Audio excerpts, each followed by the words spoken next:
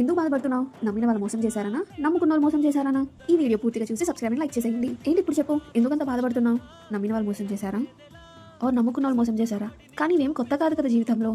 Okay, నీకు తెలియడం కొత్త అంతే. నువ్వు ఇప్పుడు కొత్తగా ఎక్స్పీరియన్స్ చేస్తున్నావు, అందుకే నువ్వు ఇంత బాధపడుతున్నావు. చాలా హర్ట్ అయి ఉంటావు కదా, అవునా కదా? అవ్వు, పర్లేదు. జీవితం ఏంటో తెలుస్తుంది నీకు. హర్ట్ అవ్వు, ఫీల్ అవ్వు, బాధపడు, భరించు.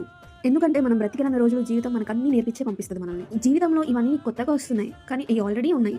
ఓకేనా? నువ్వు ఫస్ట్ ఎక్స్పీరియన్స్ చేస్తున్నావు కాబట్టి కొంచెం గట్టిగానే తగిలినట్టుంది. బాధపడకు, ఏడవకు, భయపడకు. సిచ్యువేషన్స్ అన్నింటినీ ఎలా యాక్సెప్ట్ చేయాలో నేర్చుకో.